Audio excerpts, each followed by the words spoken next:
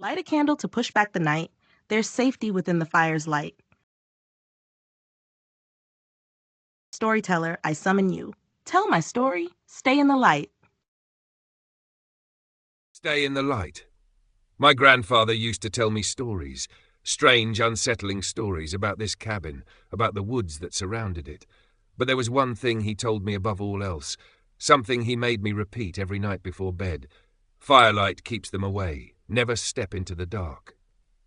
I was 9 the first time I saw them, but it would take me another 20 years to finally believe. The cabin was exactly as I remembered, frozen in time. The old stone fireplace, the crooked wooden porch, the fire pit out front surrounded by logs worn smooth by age. It even smelled the same. Damp wood, pine needles, a hint of lingering smoke. I hadn't been back since my grandfather passed away, but something called me here. Maybe nostalgia, maybe something else. I brought my friend Jason along for the trip. He wasn't the sentimental type, but he liked camping, and the idea of spending a weekend in an isolated cabin with no cell service sounded like a detox. If only I had told him the rule. We built the fire as the sun set, drinking and laughing as flames flickered and danced in the night air. The wind rustled through the trees, and the darkness beyond the firelight felt vast, like a living thing, watching. I kept feeding the fire. I didn't want to see the embers. I didn't want to take any chances. Jason stretched, finishing his beer. "Man, I haven't felt this relaxed in years," he said. "No emails, no texts, just us and the fire." I forced a chuckle. "Yeah, just us and the fire." Then Jason stood up. "I got to take a leak," he said, stepping past the fire pit. I felt my stomach drop. He was going the wrong way, away from the light. "Jason," I said, my voice tight, just stay close." He smirked over his shoulder. "Dude, I'm not going to pee in the fire." Then he took another step, and the dark took him. No sound, no struggle, just gone.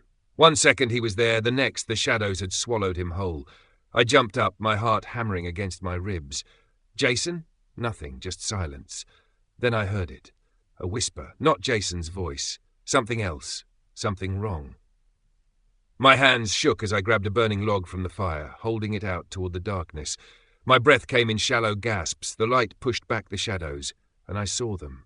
They were standing just beyond the fire's glow, tall, too thin, their limbs bending at angles that made my stomach turn.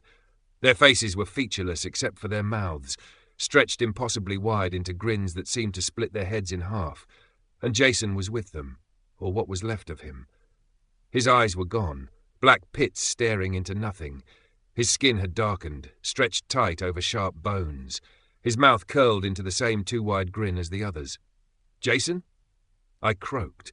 He stepped forward, just to the edge of the light, close enough that I could see his face clearly. His lips moved. "The fire won't last forever, James." I stumbled back, nearly tripping over the fire pit. My mind was screaming at me to run, but where? There was only darkness beyond the small circle of light. And they were waiting. I grabbed more wood, shoving it into the flames. The fire roared higher, chasing the shadows back. The figures retreated, their grins never fading. But I had a problem. That was the last of the wood. I had more, stacked by the cabin, but it was out there, in the dark.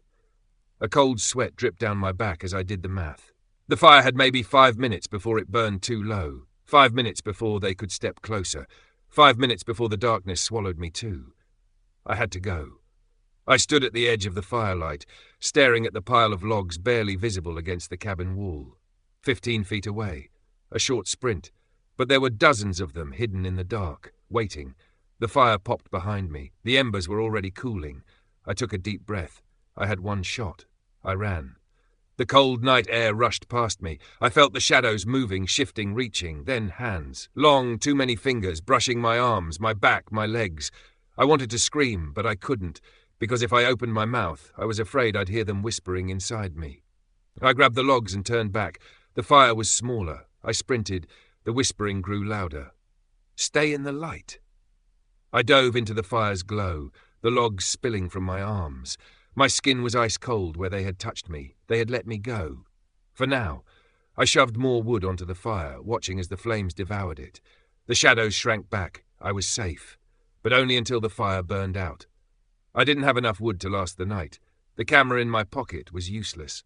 No one would believe me. No one would come looking, and even if they did, they wouldn't find me. They'd just find another one of them, like Jason. I sat down, staring into the flames. My hands were shaking. The whispering never stopped. It came from everywhere. The trees, the air, the darkness just beyond the light, and Jason, or what had been Jason, was still standing there, smiling. The fire won't last forever, James. I don't know what's worse, the fact that I know he's right, or the fact that I'm starting to smile back. To be featured in an upcoming show, share your story in the comments below. Oh, crap. Watch the next story to keep the flame going.